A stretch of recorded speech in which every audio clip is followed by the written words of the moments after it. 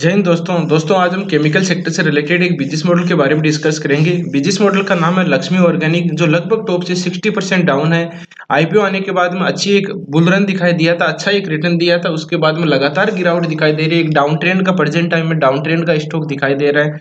तो जानते हैं कि किस तरह से हमने जो एक आईपीओ की स्ट्रेटेजी है उसको भी समझने की कोशिश करेंगे कि उसमें इस तरह से इस स्टॉक में फॉलो हो रही है नहीं है, उसको भी समझने की कोशिश करेंगे। दोस्तों बालाजी एमाइंस, आईआरसीटी और आईएक्स के बारे में, लॉरस लैब के बारे में डिस्कस किया, कौन से स्टॉक में कहां पर बाइंग अपॉर्चुनिटी बन सकती है, कौन सी इंपॉर्टेंट लेवल है। इन वीडियो को जाके देख सकते हो। अब चलते हैं, देखिए लक्ष्मी ऑर्गेनिक, ये देखिए आईपीओ आया था। ये वीकली टाइम फ्रेम है। मार्च 21 में आईपीओ आया था, 200 रुपए के लगभग, 200 रुपए के नहीं, ये लिस्टेड हुआ था 144 रुपए पे। 144 रुपए, 150 रुपए मान लीजिए। 150 रुपए के बाद में इसने 629 रुपए का हाई लगाया था।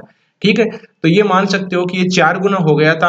अब हमारी स्ट्रेटेजी ये रहती है कि जो भी कोई भी आईपीओ आता है उसमें 2-3 गुना 4 गुना हो जाता है तो उसको स्टॉप लॉस को ट्रेल करना है। ठीक है, या तो कोई प्राइस डिसाइड कर सकते हो या कोई ट्रेड लाइन डिसाइड कर सकते हो कि उसमें, अगर एक चीज और ध्यान रखना है कि अगर उसमें 2 से 5%, 10% के अपर सर्किट दिखाई दे रही हैं आईपीओ आने के बाद में, तो ये मान के चलना कि वो ट्रेप कर सकता है आपको।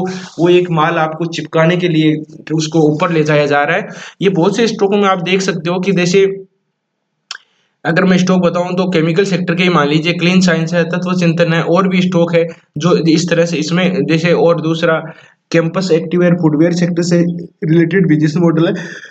तो जो आईपीओ आता है उसमें एक बार आपको सतर्क हो जाना चाहिए कि किस तरह का उसका आईपीओ है और उसमें किस तरह से उसका मूवमेंट आया है। अगर आईपीओ आने के बाद में दो गुना 3 गुना हो गया है थोड़े टाइम में, मतलब 4 महीने में, और उसमें 5-5, 10-10% के अपर सर्किट दिखाई दे रहे हैं, तो सतर्क हो जाना। ये आप जाके कोई भी स्टॉक में बैक टेस्ट कर सकते हो। ज्यादातर पॉसिबिलिटी मिलेगी उसमें कि 80-90%, 80%, 90% उसमें ये आपकी स्ट्रेटेजी मतलब कि करेक्ट पाए होगी।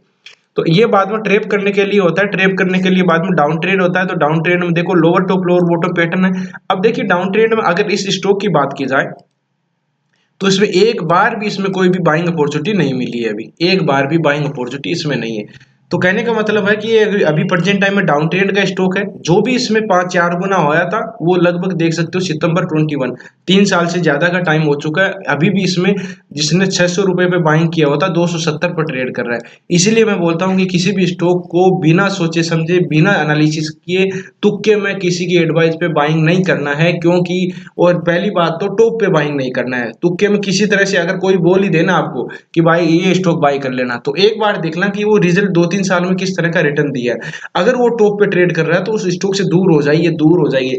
आपको 80%, ये मान के चला 80-90% इस तरह से होगा कि 10 में से 8 स्टॉक में आप इस तरह से बच सकते हो कि जो 2-4-5 गुना स्टॉक देने के बाद में भी ऊपर जाता रहे। वो एक देखो, एक दो स्टॉक हो सकते हैं जो आपको अच्छा और जाता है, लेकिन वो भी कहीं ना कहीं आपको ट्रेप कर देंगे। तो पहली बात ये है कि किसी भी स्टॉक को टॉप पे अपने को बाइंग किसी भी सूरत में नहीं करना है। अब उसको देखना है कि बाइंग करें तो बॉटम पे बाइंग करें। एग्जैक्ट बॉटम में देखो बाइंग नहीं की जा सकती है। ठीक है, पहली चीज, इसका कोई भी सपोर्ट आप यहाँ पर देखिए तो कौन सा सपोर्ट दिखाई दे रहा है, इसका कोई ज्यादा सपोर्ट है नहीं। लेकिन एक चीज हम देख लेते हैं कि फिबोनाची रिट्रेसमेंट 78% की रिट्रेसमेंट पर ये ट्रेड कर रहा है। अब देखिए यहां से आया 60% की रिट्रेसमेंट के पास में, यहां पर आ गया। और यहां पर अब देखो, कई हम डिस्कस ये भी करते हैं कि कोई भी स्टॉक आता है तो अच्छा रिटर्न देने के बाद में 1-2 साल के बाद में अगर वो कोई 60% की रिट्रेसमेंट पे आता है तो वहां पर अपन बाइंग कर सकते हैं। अब देखिए इसने टॉप कब लगाया था, सितंबर 21 में, और ये कब आ गया, ये मान के चलो 1 साल में पहले ही आ गया, मतलब मई 22 में ही आ गया, तो 7-8 महीने में आ गया। तो इस स्टॉक से दूर कोई भी आता है, अगर अपने को 2-3 गुना होने के बाद में 61% की रिट्रेसमेंट पर मिल जाता है तो बाइंग करना है। लगभग 1-2 साल का गैप होना चाहिए, वो आपको ट्रेप कर सकता है, मतलब कंसोलिडेट हो सकता है, आपको ज्यादा लॉस नहीं देगा। अगर किसी ने यही बाय किया होगा तो भी वो अभी 10 रुपए 20 रुपए भी इसमें एक स्टॉक में मतलब लॉस हो रहा होगा, लेकिन ये आपको ट्रेप कर देगा, मतलब कंसोलिडेट कर देगा उस स्टॉक से। 1-2 साल के लिए मिनिमम दूर हो जाइए, 1-2 साल के लिए जितना भी उससे। 78% की रिट्रेसमेंट देख सकते हो, वहां पर सपोर्ट मिल रहा है अभी। तो 78% की रिट्रेसमेंट से नीचे नहीं जाना चाहिए। ठीक है, नहीं अगर जाता है, पहली बात तो नहीं जाना चाहिए, जाता है तो फिर अपना चार्ट खराब हो जाएगा, फिर इसमें और गिरावट आ सकती है। अभी देखेंगे कि देख कंसोलिडेट दिखाई दे रहा है, आप देखोगे कि ये दिसंबर 22 से 2 साल से कंसोलिडेट है। तो इसके क्वार्टरली रिजल्ट देखते हैं कि क्या रियल में इसके जो क्वार्टरली रिजल्ट है कंसोलिडेट है, उसको समझने की कोशिश करते हैं। वापस देखिए अपन, इसका थोड़ा सी स्मॉल कैप टाइप की कंपनी है। ये अब इसमें देखिए, इसमें अपन क्वार्टरली रिजल्ट ही देख लेते हैं डायरेक्ट। जो क्वार्टरली रिजल्ट आए उसको भी, क्वार्टरली रिजल्ट में देखो किस तरह से देखते हैं उसको भी आपको समझना होगा। देखिए, अपन सेल देखेंगे, एक्सपेंडिचर देखेंगे, और बाद में अदर इनकम का सोर्स भी बहुत ही इंपॉर्टेंट हो जाता है, और बाद में नेट प्रॉफिट में। तो देखिए, इसमें अपने 3 मार्च का, जून का, सितंबर का क्वार्टरली रिजल्ट देखना बहुत जरूरी होता है। मार्च में देखिए 792 है, बाद में 718 है, बाद में 771 है। एक्सपेंडिचर की बात करें तो 702 है, बाद में 647 है, बाद में 697 है। ये इस तरह का एक्सपेंडिचर है। बाद में अदर इनकम नेट प्रॉफिट मानेंगे तो नेट प्रॉफिट 44 है, 34 है, 28 है, मतलब डिक्लाइन हुआ है। लेकिन आप एक देखोगे कि अदर इनकम का सोर्स है, यहाँ तो आपको बढ़ के दिखाई दे रहा है 90 है, बाद में 71 है, 75 है, इस तरह 77 है। तो एक देखोगे कंसोलिडेट ही आपको दिखाई दे रहा है। लेकिन पहले वाले में 71 था, अभी 75 है, तो ये डिक्लाइन क्यों दिखाई दे रहा है? इसका रीजन आप देख लीजिए। अदर इनकम का सोर्स है वो 12, पहले 12 करोड़ था अभी, और ये 7 करोड़ है। सारी वैल्यू हम डिस्कस कर रहे हैं करोड़ में।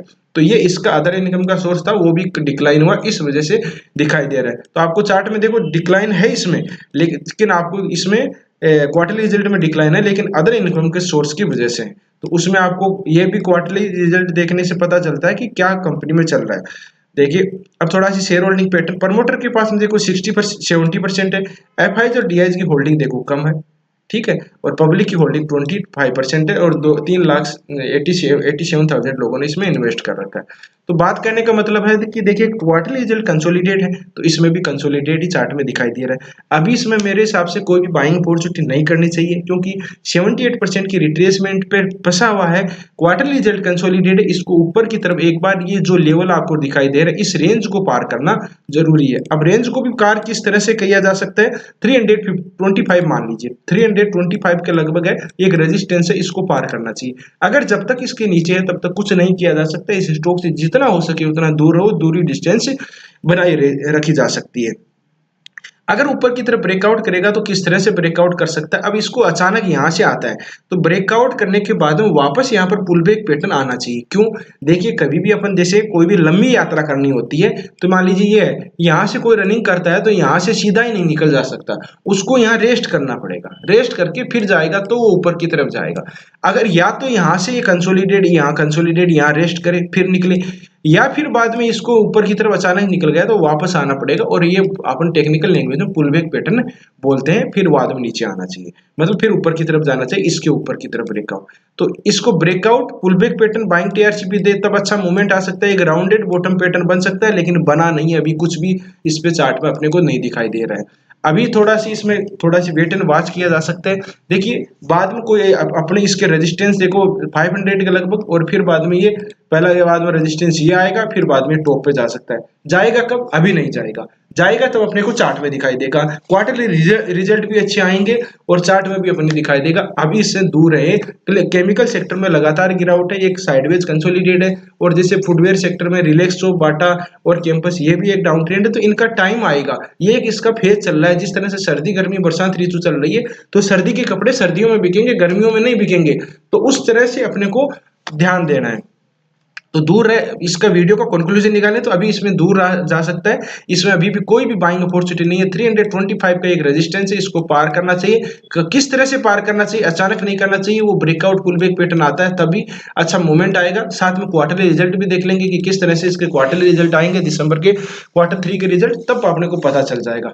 तो जो पहले से इन्वेस्ट है वो बने रह सकते हैं, लेकिन ये आईपीओ वाली स्ट्रेटेजी हमने डिस्कस की, मैं वापस रिपीट कर देता हूँ। आईपीओ आने के बाद में, कोई भी आईपीओ आता है उसमें अगर आपको आईपीओ आने के बाद में जो लिस्टेड प्राइस होती है उसके बाद में अगर 2 से 3 गुना 5 गुना हो जाता है, और उसमें 5% के अपर 10% के अपर सर्किट इस तरह की ग्रीन कैंडल बन रही है, तो ध्यान दीजिए कि ये एक ट्रेप करने के लगाया जाए। ट्रेप, इसमें ट्रेप हो सकते हैं। मैं आपको कई स्टॉक एक बार थोड़ा सी 2-3 स्टॉक जो मेरे को याद है वो दिखा सकता हूँ। क्लीन साइंस में आप देख सकते हो, क्लीन साइंस में ऐसा ही होगा मेरे हिसाब से। ये देखिए, क्लीन साइंस में आईपीओ आने के बाद इस तरह से मूवमेंट दिखा, डबल हो गया था, डबल से ज्यादा ही हुआ। और जैसे देखें तो कैंपस का देख सकते हो आप, कैंपस में मेरे साथ इस तरह से हुआ था। और कमेंट में आप ऐसे भी देखो, ये भी है आईपीओ आने के बाद में देखो इस तरह से डबल से ज्यादा हो गया था, तो वो इस आप देखो यहीं फंसा हुआ है, तो इस रेंज में ये फंसे हुए हैं। तो अभी इस तरह के स्टॉक आपको भी नजर में फंसे हुए हैं तो बता सकते हो किस तरह से काम करना चाहिए। इस तरह से अपने को इस स्टॉक में अभी देखें तो लक्ष्मी ऑर्गेनिक में एक वेटेज वॉच किया जा सकता है। अब इसमें कुछ सिनेरियो नहीं दिखाई दे रहा, कंसोलिडेट है, तो कंसोलिडेट में कोई भी कंसोलिडेट होता है तो उसको आइडेंटिफाई करना इतना आसान नहीं होता, मुश्किल होता है।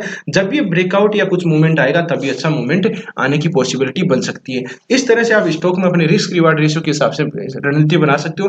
वीडियो अच्छा लगा, कंटेंट अच्छा लगा, कुछ सीखने को मिला तो इसमें वीडियो को लाइक कर सकते हो। और दोस्तों हर सैटरडे को मैं 10 बजे मॉर्निंग में लाइव आता हूं, जिससे कि आप डिस्कस कर सकते हैं किस तरह से चार्ट को अप्रोच देना चाहिए। कोई स्टॉक के बारे में जो सवाल पूछना चाहते हो पूछ सकते हो। वीडियो देखने के लिए बहुत बहुत धन्यवाद, मिलते हैं नेक्स्ट वीडियो में, तब तक के लिए दोस्तों बाय बाय, जय हिंद जय भारत।